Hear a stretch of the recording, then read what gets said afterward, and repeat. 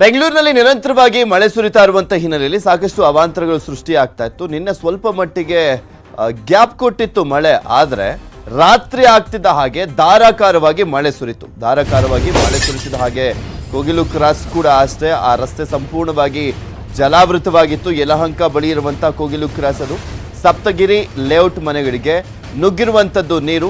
ಮಳೆ ನೀರು ಹೊರ ಹಾಕಲಿಕ್ಕೆ ನಿವಾಸಿಗಳು ಪರದಾಟವನ್ನ ಮಾಡುವಂಥ ಪರಿಸ್ಥಿತಿ ನಿರ್ಮಾಣವಾಗಿತ್ತು. ಸುಮಾರು 20ಕ್ಕೂ ಹೆಚ್ಚು ಮನೆಗಳಿಗೆ ನೀರು ನುಗ್ಗಿತ್ತು. ಬಿಬಿಎಂಪಿ ವಿರುದ್ಧ ಜನರು ಆಕ್ರೋಶವನ್ನ ವ್ಯಕ್ತಪಡಿಸಿದ್ರು. ಯಾಕೆಂದ್ರೆ ನಿಂತಲ್ಲೇ ನಿಂತಿದೆ ನೀರು, ಸರಿಯಾಗಿ ರಾಜಕಾಲುವೆಯಲ್ಲಿ ಹೂಳನ್ನ ಎತ್ತಿಲ್ಲ, ಚರಂಡಿ ವ್ಯವಸ್ಥೆ ಕೂಡ ಸರಿಯಾಗಿಲ್ಲ. ಸೊ ಹೀಗಾಗಿ ಮಳೆ ಬಂದಂಥ ಸಂದರ್ಭದಲ್ಲಿ ಯಾವಾಗಲೂ ಕೂಡ ಇದೇ ಪರಿಸ್ಥಿತಿಯನ್ನ ಫೇಸ್ ಮಾಡಬೇಕಾಗಿದೆ ಅಂತ ತಮ್ಮ ಅಳಲನ್ನ ತೋಡ್ಕೊಳ್ತಾ ಆಕ್ರೋಶವನ್ನ ವ್ಯಕ್ತಪಡಿಸಿದ್ರು. ಇದ್ರ ಬಗ್ಗೆ ಮತ್ತಷ್ಟು ಡೀಟೇಲ್ಸ್ ಅನ್ನ ನೀಡ್ತಾರೆ ನಮ್ಮ ಪ್ರತಿನಿಧಿ ಮುನಿರಾಜು, ನೇರ ಸಂಪರ್ಕದಲ್ಲಿ ಜಾಯ್ನ್ ಆಗ್ತಾ ಇದ್ದಾರೆ. ಎಸ್ ಮುನಿರಾಜು, ನಿನ್ನೆ ರಾತ್ರಿ ಸುರಿದಂತ ಮಳೆಗೆ ಸಾಕಷ್ಟು ಹಾನಿ ಕೂಡ ಉಂಟಾಗಿರುವಂಥದ್ದು ಬೆಂಗಳೂರಿನಲ್ಲಿ. ನೀವಿರುವಂತ ಕಡೆ ಯಾವ ರೀತಿಯಾಗಿ ಅವಾಂತರ ಸೃಷ್ಟಿಯಾಗಿದೆ ಅಂತ?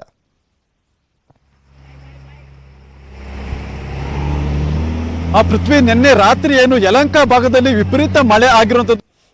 ಮಳೆಯಿಂದಾಗಿ ಯಲಹಂಕದ ಬಹುತೇಕ ಬಡಾವಣೆಗಳಿಗೆ ನೀರು ನುಗ್ಗಿದೆ, ಮತ್ತೆ ರಸ್ತೆಗಳು ಸಹ ಸಂಪೂರ್ಣವಾಗಿ ಜಲಾವೃತ ಆಗಿರುವಂಥದ್ದು. ಅದು ಎಷ್ಟರ ಮಟ್ಟಿಗೆ ಅಂದ್ರೆ ನಿನ್ನೆ ರಾತ್ರಿ ಸುಮಾರು 6ರಿಂದ 10 ಗಂಟೆ ತನಕ ಮಳೆ ಸುರಿದಿದ್ರೆ ಅದು ಈಗ ಬೆಳಗಿನ ಜಾವ 10 ಗಂಟೆ ಆಗ್ತಾ ಬಂದಿದೆ. ಆದ್ರೂ ಇನ್ನೂ ಸಹ ನೀರು ಈ ಒಂದು ಭಾಗದಲ್ಲಿ ಖಾಲಿ ಆಗ್ತಾ ಇಲ್ಲ. ಅಷ್ಟು ದೊಡ್ಡ ಪ್ರಮಾಣದಲ್ಲಿ ಮಳೆ ಬಿದ್ದಿದೆ, ಮತ್ತೆ ರಾಜಕಾಲುವೆಗಳು ತುಂಬಿ ಹರಿದಿರೋದ್ರಿಂದ ರಸ್ತೆಗಳೆಲ್ಲ ಸಂಪೂರ್ಣವಾಗಿ ಜಲಾವೃತ ಆಗಿರೋದನ್ನ ನಾವು ಕಾಣ್ತಾ ಇದೀವಿ. ನಾವೀಗ ಏನು ಯಲಹಂಕ ಬಳಿ ಅಂತ ಕೋಗಿಲು ಕ್ರಾಸ್ ಬಳಿ ಇದ್ವಿ. ಈ ಒಂದು ರಸ್ತೆಯಲ್ಲಿ ನೋಡ್ಬೋದು ಕನಿಷ್ಠ 2 ಅಡಿಯಷ್ಟು ನೀರು ನಿಂತ್ಕೊಂಡಿರೋದು, ಮತ್ತೆ ವಾಹನಗಳು ಈ ಒಂದು ರಸ್ತೆಯಲ್ಲಿ ಓಡಾಡೋದಕ್ಕೂ ಸಹ ಒಂದು ಸಾಕಷ್ಟು ಪರದಾಡುವಂತಹ ಪರಿಸ್ಥಿತಿನೇ ಇಲ್ಲಿ ನಿರ್ಮಾಣ ಆಗಿದೆ.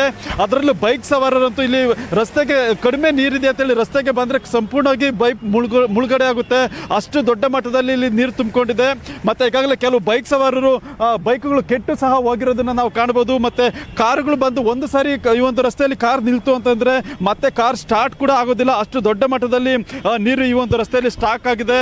ನಾವು ನೋಡ್ಬೋದು ಒಂದು ಬದಿಯಲ್ಲಿ ಕನಿಷ್ಠ 1 ಅಡಿ ನೀರಿದ್ರೆ ಮತ್ತೊಂದು ಬದಿಗೆ ಹೋದ್ರೆ ಸುಮಾರು 2 ಅಡಿಗಿಂತ ಹೆಚ್ಚು ನೀರು ಈ ಒಂದು ರಸ್ತೆಯಲ್ಲಿ ಇರೋದನ್ನ ನಾವು ಕಾಣಬಹುದಾಗಿದೆ. ನಾವು ನೋಡ್ತಾ ಇದ್ದೀವಿ, ಪಾಪ ಏನ್ ಬೈಕ್ ಸವಾರರು ಈ ಒಂದು ರಸ್ತೆಯಲ್ಲಿ ಬರ್ತಿದ್ದಾರೆ ಅಂತಂದ್ರೆ ಅವ್ರಿಗೆ ಎಲ್ಲಿ ಬೈಕ್ ಕೆಟ್ಟೋಗುತ್ತೋ, ಎಲ್ಲಿ ನಮ್ಮ ಬೈಕ್ ಆಫ್ ಆಗುತ್ತೋ ಅಂತ ಹೇಳಿ ಭಯದಲ್ಲೇ ಈ ಒಂದು ರಸ್ತೆಯಲ್ಲಿ ಬೈಕ್ ಅನ್ನ ಓಡಿಸ್ತಾ ಇರೋದನ್ನ ನಾವು ನೋಡ್ಬೋದು. ಈಗ ನೋಡ್ತಾ ಇದೀವಿ, ಒಂದು ಬೈಕ್ ಅಲ್ಲೇ ಏನು ಕೆಲವೇ ಕ್ಷಣದಲ್ಲಿ ಬೈಕ್ ಆಫ್ ಆಗಿರೋದನ್ನ ನಾವು ನೋಡ್ತಾ ಇದೀವಿ. ಅಷ್ಟು ಭಾರಿ ಪ್ರಮಾಣದ ನೀರು ಈ ಒಂದು ಭಾಗದಲ್ಲಿ ಶೇಖರಣೆ ಆಗಿರೋದನ್ನ ನಾವು ಕಾಣ್ಬೋದು. ಯಾಕಂದ್ರೆ ಯಲಹಂಕ ಸುತ್ತಮುತ್ತಲಿನ ಬಹುತೇಕ ಬಡಾವಣೆಗಳಲ್ಲಿ ಹೆಚ್ಚಿನ ಪ್ರಮಾಣದಲ್ಲಿ ಮಳೆಯಾಗಿದೆ, ಮತ್ತೆ ಮನೆಗಳಿಗೂ ಸಹ ನೀರು ನುಗ್ಗಿರೋದ್ರಿಂದ ಜನಜೀವನ ಸಂಪೂರ್ಣವಾಗಿ ಅಸ್ತವ್ಯಸ್ತ ಆಗಿರುವಂಥದ್ದು. ರಾತ್ರಿ ಇಡೀ ಜನ ಒಂದು ಜಾಗರಣೆ ಮಾಡಿಕೊಂಡು ಮನೆಯಲ್ಲಿ ಇರೋಕ್ಕೂ ಆಗದಂಥ ಪರಿಸ್ಥಿತಿ ಈ ಒಂದು ಭಾಗದಲ್ಲಿ ಕಂಡು ಬರ್ತಾ ಇದೆ. ಅದರಿಂದ ಜನರು ಸಹ ಇಲ್ಲಿನ ಒಂದು ಏನು ವ್ಯವಸ್ಥೆ ಮತ್ತು ಇಲ್ಲಿನ ಒಂದು ಜನಪ್ರತಿನಿಧಿಗಳ ವಿರುದ್ಧ ಒಂದು ಆಕ್ರೋಶವನ್ನು ಸಹ ವ್ಯಕ್ತಪಡಿಸ್ತಾ ಇರುವಂಥದ್ದು. ಯಾಕಂದರೆ ಪ್ರತಿ ಬಾರಿ ಮಳೆ ಬಂದಾಗ ಇದೇ ಸಮಸ್ಯೆಯನ್ನು ಫೇಸ್ ಮಾಡ್ತಾ ಇರ್ತೀವಿ. ಇದಕ್ಕೆ ಒಂದು ಶಾಶ್ವತವಾಗಿ ಒಂದು ಪರಿಹಾರವನ್ನಾಗಲಿ ಅಥವಾ ನೀರು ಸರಾಗವಾಗಿ ಹೋಗೋದಕ್ಕೆ ಒಂದು ವ್ಯವಸ್ಥೆಯನ್ನಾದರೂ ಸಹ ಯಾರು ಮಾಡ್ತಾ ಇಲ್ಲ ಅಂತೇಳಿ ಒಂದು ಆಕ್ರೋಶವನ್ನು ಸಹ ವ್ಯಕ್ತಪಡಿಸ್ತಿದ್ದಾರೆ. ಯಾಕಂದರೆ ಒಂದು ವರ್ಷದಲ್ಲಿ ಈ ರೀತಿ ಆದರೆ ಪರವಾಗಿಲ್ಲ, ಆದರೆ ಪ್ರತಿ ಬಾರಿ ಮಳೆಗಾಲ ಬಂತು ಅಂದರೆ ಇದೇ ರೀತಿಯಾಗಿ ಸಮಸ್ಯೆಗಳಾಗಿ ಮನೆಗಳಿಗೆ ನೀರು ನುಗ್ಗುತ್ತೆ, ಮತ್ತು ಬಡಾವಣೆಗಳಿಗೆ ನೀರು ನುಗ್ಗುತ್ತೆ, ಮತ್ತು ರಸ್ತೆಗಳು ಸಹ ಸಂಪೂರ್ಣ ಜಲಾವೃತ ಆಗ್ತಿದೆ ಅಂತೇಳಿ ಒಂದು ಆಕ್ರೋಶವನ್ನು ಸಹ ವ್ಯಕ್ತಪಡಿಸಿರುವಂಥದ್ದು.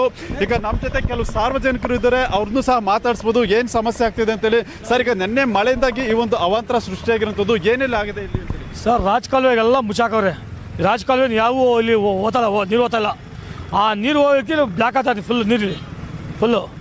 ಇಂಜಿನಿಯರ್ ಕೇಳಿದ್ರೆ ನಮಗೆ ಸೇರಲ್ಲ ಒಬ್ರು ಹೇಳ್ತಾರೆ, ಇಲ್ಲಿ ಅವ್ರು ಕೇಳಿ ನಮ್ಗೆ ಸೇರಲ್ಲ ಒಬ್ರು ಸೇರಲ್ಲ ಹಂಗೆ ಮಾತಾಡ್ತಾರೆ. ಅವ್ರು ಮಲ್ಲಿನಾಥನ್ ಅವರೇ, ಅವರಂತೂ ಕಿವಿಗೆ ಹಾಕಂತಲ್ಲ ಅವರು. ಇದು ಪೃಥ್ವಿ, ಇಲ್ಲಿನ ಸಾರ್ವಜನಿಕರು ಹೇಳ್ತಾ ಇರುವಂಥದ್ದು ಏನು ರಾಜಕಾಲುವೆಗಳು ಓವರ್ಫ್ಲೋ ಆಗಿ ಮತ್ತೆ ಮುಚ್ಚಾಕಿರೋದ್ರಿಂದ ಈ ಮಟ್ಟಿಗೆ ರಸ್ತೆಗಳಿಗೆ ನೀರು ತುಂಬಿ ಒಂದು ಅವಾಂತರ ಸೃಷ್ಟಿ ಮಾಡಿದೆ ಅಂತೇಳಿ ಒಂದು ಆರೋಪವನ್ನು ಸಹ ಮಾಡ್ತಾ ಇರುವಂಥದ್ದು ಪೃಥ್ವಿ. ಓಕೆ, ಥ್ಯಾಂಕ್ ಯು ಮುನಿರಾಜು ನಿಮ್ಮೆಲ್ಲ ಡೀಟೇಲ್ಸ್ಗಾಗಿ. ಇದು ಇವತ್ತಿನ 3 ಬಿಗ್ ಬ್ರೇಕಿಂಗ್ ನ್ಯೂಸ್. ಮತ್ತಷ್ಟು ಸುದ್ದಿಗಳನ್ನು